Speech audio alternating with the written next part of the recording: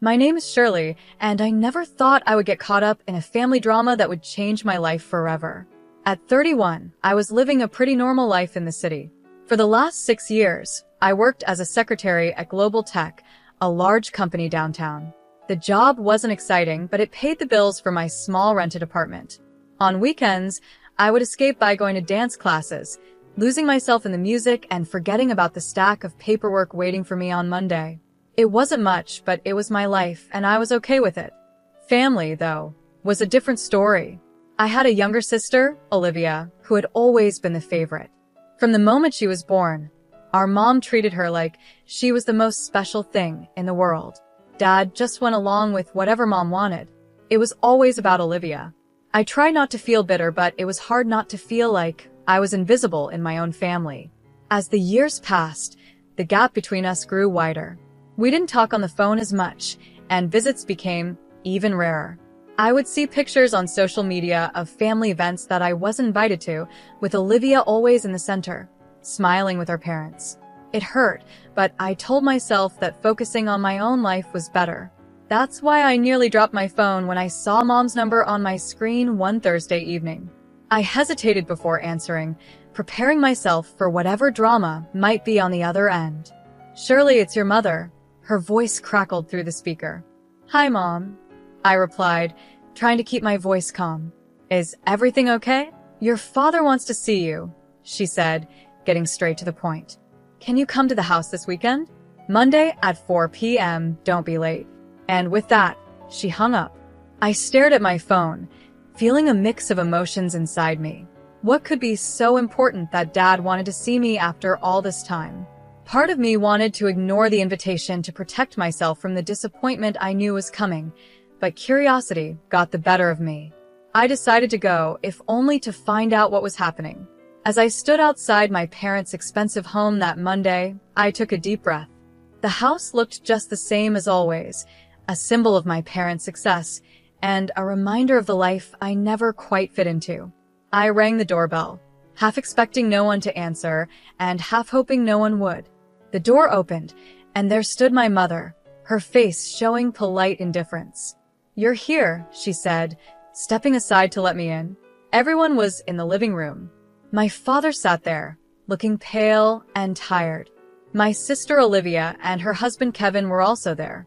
The room was filled with tension, with unspoken words and hidden motives hanging in the air. I sat on the edge of an armchair, feeling like a stranger in my own family home. Up close, I noticed how old Dad looked. His skin was pale, almost see-through, and his eyes seemed sunken.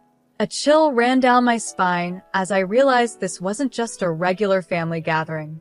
"I've got something to tell you all," Dad began, his eyes sweeping across the room. "I'm terminally ill. The doctors say I don't have much time left." The words hit me like a punch in the gut. I gasped, tears filling my eyes. Despite the strained relationship we had, I loved my father, and the thought of losing him was unbearable. "Daddy," I choked out, reaching for his hand. He squeezed mine weakly, a sad smile on his face. Olivia let out a loud sob, burying her face in her husband's shoulder.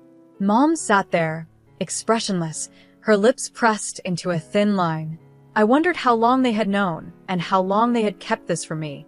"There's more," Dad said, his voice getting stronger. "I've made some decisions about my will."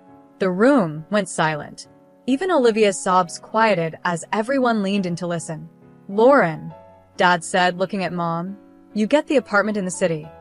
Mom nodded, as if she expected this. "Olivia, the house will be yours." Olivia's eyes lit up, a smile breaking through her tears. Then Dad turned to me, and I saw a determination in his eyes that I'd never seen before. "Shirley," he said, "I've decided to leave you my savings, all of it. $600,000. For a moment, I couldn't breathe. $600,000? It was more money than I had ever imagined having, but more than that, it felt like he was finally acknowledging me, a way of making up for years of being overlooked. The silence that followed was heavy, and then all hell broke loose. Olivia jumped to her feet, her face twisted with anger. "Dad, that's not fair. Shirley's barely part of this family anymore. She doesn't deserve it." Mom glared at me as if I had somehow planned this. "Samuel, you need to cut her out of the will now," she hissed. I sat there, shocked, as my mother and sister attacked me with their words. Then Dad slammed his fist on the coffee table, the sound echoing through the room. "Enough," he shouted, his face red with anger. "This is my decision, and I won't change it." He turned to Mom, his eyes burning with intensity. "Lauren, I've been under your control for too long. I've neglected Shirley because of you, and it stops now." The room fell silent again. I looked at my father, seeing him in a new light. For the first time, he was standing up for me. Dad turned to me, his anger softening into sadness. "Shirley, can you ever forgive me? I've been a terrible father to you."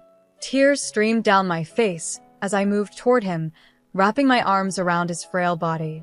"I forgive you, Dad," I whispered. "I love you."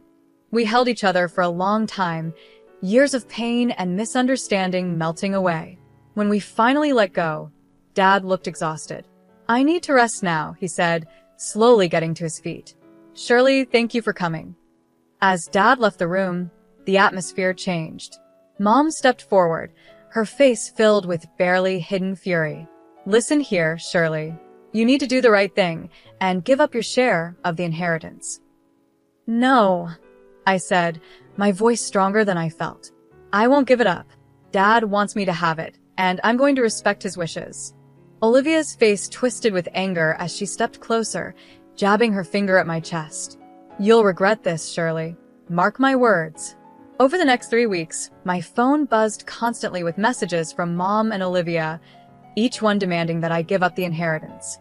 Their tone grew more hostile and threatening with each message.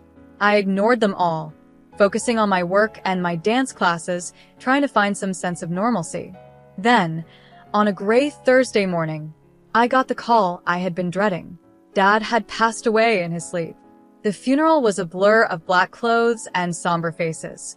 Mom and Olivia put on a show of grief, wailing dramatically and clutching each other. I noticed Olivia wearing a ridiculously expensive necklace and bracelet, the diamonds catching the light as she dabbed at her dry eyes. After the service, we gathered at the house. I watched with disgust as Olivia made a big show of removing her jewelry and carefully tucking it into her purse. As the last guests left, I started gathering my things, eager to get away. That's when everything went wrong. "My jewelry," Olivia screamed, her hands flying to her face in fake shock. "It's gone. Someone stole it." Mom's eyes locked onto me, full of accusation. "Well, isn't it convenient that the only person here all day is the one who stands to gain so much?"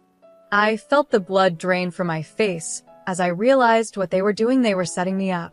"You can't be serious," I stammered. "I didn't take anything."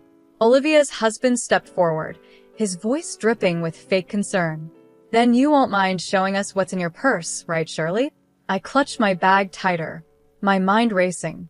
I knew I was innocent, but I had a bad feeling that wouldn't matter.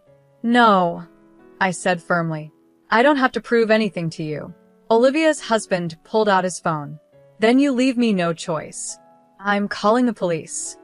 As he dialed, I saw a triumphant smirk flash across Olivia's face. In that moment, I realized just how far they were willing to go to get what they wanted. I stood frozen, my heart pounding, as 4 officers entered the house. Olivia immediately started a tearful story about her stolen jewelry, playing the part of the grieving daughter who had been victimized on the day of her father's funeral. "Officers," Olivia's husband said, his voice thick with fake concern, "we have reason to believe Shirley may have taken the jewelry. She's refusing to show us what's in her purse." The older officer turned to me, his face unreadable. "Ma'am, would you mind opening your purse for us?" I felt trapped, knowing that whatever happened next wouldn't end well for me. With shaking hands, I opened my purse. The officer looked inside, and his expression hardened. "Ma'am, I'm going to have to ask you to come with us," he said, pulling out Olivia's necklace and bracelet from my purse. The world seemed to spin. "This is impossible," I stammered. "I didn't take these. I'm being set up." But my protests were ignored. Mom and Olivia started shouting, calling me a thief and a liar, hurling insults that cut deeper than any knife. As the officers led me out, I caught a glimpse of Olivia's smug smile hidden behind her hand as she pretended to cry. At the police station, I sat in a cold, bare interrogation room, still wearing my funeral clothes, trying to make sense of what had just happened. Hours passed, and then the door opened. To my surprise, it wasn't a police officer who walked in, but my mother. She waved off the officer standing guard, insisting she speak to me alone. As soon as the door closed behind her, Mom's attitude changed completely. The grieving widow was gone, replaced by a cold, calculating woman I hardly recognized. "Listen carefully, Shirley," she hissed, leaning in close. "You have one chance to fix this mess. Give up the inheritance, sign it over to Olivia, and all of this will go away, the charges, the scandal, everything." I stared at her, disbelief mixing with a growing sense of betrayal. "You set me up? Your own daughter?" Mom's laugh was harsh and without any warmth. "Oh, please. You stopped being part of this family a long time ago. Now you have a choice. Give up the money, or we'll make sure you go to prison. Think about it, Shirley. A thief who stole from her own sister at their father's funeral, your reputation will be ruined. You'll lose everything." I felt sick to my stomach as the full weight of their betrayal hit me. "No," I said, my voice barely a whisper. "I won't do it. I didn't steal anything, and I won't let you blackmail me." Mom's eyes flashed with anger. "You ungrateful little rat," she spat. "I hope you enjoy prison. Everyone will know what you did stealing from your own family. You'll be nothing but a criminal, a disgrace." With that, she turned and slammed the door behind her. I sat there, stunned, as tears streamed down my face. The reality of my situation began to sink in.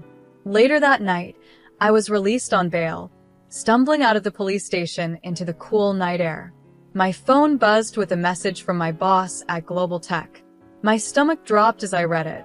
"Shirley, I've heard some disturbing rumors. Until the situation is resolved, I think it's best you take some time off, paid leave, of course. I believe in your innocence, but we need to protect the company's reputation. Take care." I leaned against the cold brick wall of the station, feeling my world crumbling around me. In just one day, I had lost my father, been betrayed by my family, arrested, and now I was on the verge of losing my job. The next morning, I woke up with a renewed sense of purpose. With trembling fingers, I searched online for private investigators nearby. One name caught my attention: Paul Mescal, a former police detective turned private investigator, known for solving tough cases.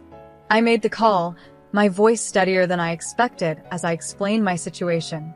"Miss Daniel," Paul said after I finished, "this is a delicate situation. Family conspiracies are hard to prove, but if what you're saying is true, we'll find the evidence. It won't be cheap, though." I thought about the inheritance I was fighting for. Money's not an issue. I need to clear my name and expose what they've done. The last weeks were a blur of secret meetings with Paul, anxious waiting, and sleepless nights. I threw myself into my dance classes on weekends, desperate for any distraction from the constant worry. My phone stayed silent, no calls from work, no more threats from my family. The silence was almost worse than the conflict. Then, one rainy afternoon, my phone rang. It was Paul. "Shirley," he said, his voice serious, "I've got news, but you're not going to like it." My heart sank. "What is it, Paul?" He sighed.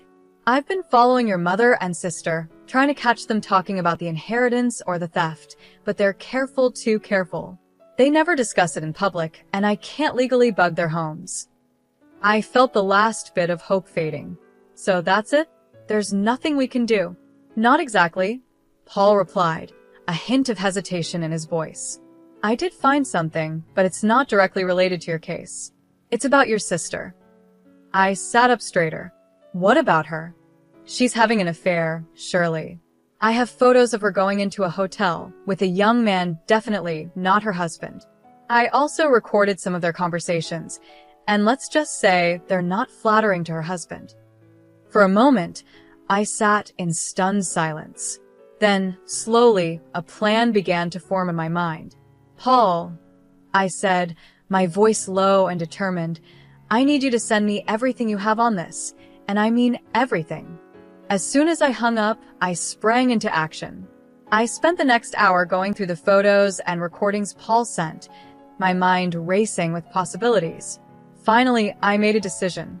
I picked the most incriminating photo, my sister entering the hotel with her young lover, and sent it to her husband's phone with a simple message. "Interested in knowing what happened next? Meet me at Alfred Coffee tomorrow at 4 p.m. The next day, I arrived at the cafe early, my nerves on edge. At exactly 4 p.m., Olivia's husband walked in, his face a mix of barely contained anger and curiosity. "What's this about, Shirley?" he demanded as he sat down across from me. I took a deep breath. "I think you already know, Kevin, but what you've seen is just the beginning." Over the next hour, I laid out everything. I had the photos, the recordings of Olivia laughing at Kevin, mocking his performance in bed, and discussing her plans to leave him once she got the full inheritance. Kevin sat in stunned silence, his face growing paler with each revelation. When I finished, he looked up at me, his eyes blazing with a mix of pain and anger. "What do you want?" he asked, his voice hoarse. I leaned forward. "I want justice, Kevin, and I think you do too. Help me prove that they framed me, and we can both get what we deserve." A few days after my meeting with Kevin, my phone buzzed with a message from him. It contained several audio files. My heart raced as I pressed play on the first one. Olivia's voice filled the air.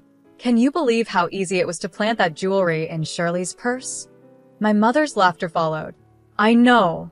The look on her face when the police found it was priceless. "Well, she'll have no choice but to give it up now." I listened to file after file, each one filled with their cold plotting and cruel laughter. A mix of vindication and disgust washed over me finally. I had the proof I needed. The day of the will reading arrived quickly. I entered the notary's office with my stomach in knots, but my resolve firm. Mom and Olivia were already there, giving me smug looks. Kevin sat quietly in the corner, giving me a small nod. The notary, a thin man with wire-rimmed glasses, cleared his throat. "Let us begin," he said, unfolding the document before him. He read through the will, detailing the distribution of assets just as Dad had explained that day at the house. As he finished, I stood up. "If I may," I said, my voice steadier than I felt, "there's something I need to address before we conclude." Mom's eyes lit up, and she nodded approvingly. "I'm glad you finally came to your senses, Shirley. I knew you'd make the right decision and give up the inheritance." Mom and Olivia exchanged triumphant glances, their faces beaming with anticipation. But I was about to disappoint them. "I'm afraid you've misunderstood," I said, pulling out my phone. "I think you'll all want to hear this." I pressed play, and the room filled with their voices, gleefully discussing how they had framed me for theft. As the recording played, I watched the color drain from their faces. Olivia let out a choked gasp while Mom sat stiff, her lips pressed into a thin line. When it ended, chaos erupted. "You lying scum," Olivia screeched, lunging toward me. "How dare you?" Mom hissed, her composure cracking. "You ungrateful, scheming." I recorded those conversations. Kevin suddenly spoke up, his voice cutting through the commotion. The room descended into madness. Olivia was screaming at Kevin, Mom was hurling insults at me, and I stood there, watching it all unfold. Silence. The notary's voice boomed, startling us all into quiet. "This is a legal proceeding, not a circus. Everyone will calm down this instant, or I'll have you all removed." As the notary's words echoed through the room, a heavy silence fell. It was broken by Kevin, who stood up abruptly, his face a mask of barely contained fury. "Since we're airing dirty laundry," he said, his voice trembling with anger, "I have something to add."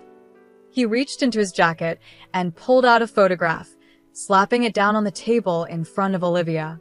Olivia's face went pale as she stared at the image. It showed her entering a hotel with a man who was definitely not her husband. "I know everything, Olivia," Kevin spat. "Your affair, your lies, all of it. I'm filing for divorce, and thanks to our prenup, You won't see a penny. In fact, you'll be paying me compensation for your infidelity." Olivia's mouth opened and closed like a fish out of water, no words coming out. Mom looked between Olivia and Kevin, her expression a mix of shock and dawning horror as she realized their carefully constructed world was falling apart. Suddenly, the door to the notary's office swung open, and 4 police officers walked in, their faces stern. "Lauren and Olivia Daniel?" one of them asked, though it was clear he already knew who they were. Mom and Olivia looked up, tears streaking their faces. "You're under arrest for false accusations of theft and attempted blackmail," the officer continued. "You have the right to remain silent. Anything you say can and will be used against you in a court of law." As the police read them their rights and handcuffed them, I watched with a mix of satisfaction and sadness. This was justice, but it also marked the final end of our family relationship. I walked out of the office behind the police, watching as they placed Mom and Olivia into separate patrol cars. As the sirens faded into the distance, I felt a weight lift off my shoulders. It was finally over. Taking out my phone, I dialed a familiar number. Shirley, my boss's voice came through, sounding concerned. "Is everything all right?" "Better than all right," I replied, a smile in my voice. "I can explain everything now. The accusations against me were false, and I have proof." I gave him a quick rundown of what had happened. As I finished, I heard him let out a low whistle. "Shirley, I'm so sorry you had to go through all that," he said, genuine sympathy in his voice. "But I'm glad the truth came out. Listen, your job is still here whenever you're ready to come back. In fact, I'd be delighted to see you at work as soon as you feel up to it." The weeks following the confrontation at the notary's office were a whirlwind of legal proceedings and life-changing decisions. As the truth came to light, the charges against me were quickly dropped. The relief I felt was indescribable, like a heavy burden I had been carrying for months was suddenly lifted. But for Mom and Olivia, the nightmare was just beginning. They faced charges of false accusation and attempted blackmail. The trial was swift and damning, with the recorded evidence leaving no room for doubt.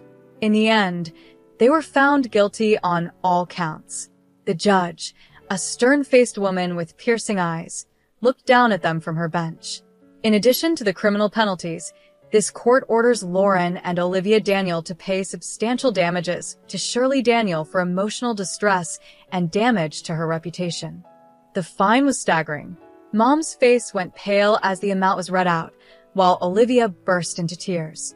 In the days that followed, I watched from a distance as their lives fell apart. Mom, with no other choice, was forced to sell the apartment Dad had left her. It was a beautiful place in the heart of the city, but now it slipped from her grasp, the proceeds going straight to me as part of the damages. Olivia's situation was even more dire. The house she had been so proud of inheriting had to be sold to cover her part of the fine.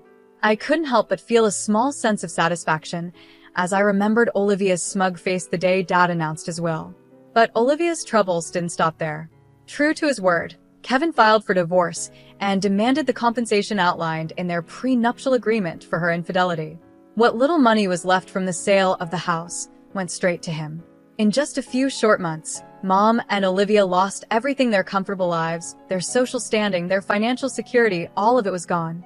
They were left with nothing but the consequences of their own actions. As for me, I found myself in a position I never imagined. With the inheritance from Dad and the damages from Mom and Olivia, I had more money than I knew what to do with. After much thought, I decided to buy a beautiful apartment in a quiet part of town. It was everything I had ever wanted in a home: spacious, bright, and most importantly, it was mine. The rest of the money I invested carefully. I spent hours researching, consulting with financial advisors, and making smart decisions. My goal was to ensure a steady income for years to come, to build the security I had always longed for. As I stood in my new apartment, looking out over the city skyline, I reflected on the turbulent journey that had brought me here: the pain, the betrayal, the fight for justice. It had all led to this moment. I thought of Mom and Olivia, now struggling to make ends meet. Part of me felt sorry for them, but a larger part knew they were facing the consequences of their own choices. They had tried to take everything from me, and in the end, they lost it all themselves. My phone buzzed with a message from my boss, confirming my return to work next week. I smiled, looking forward to getting back to normal, or rather, my new normal.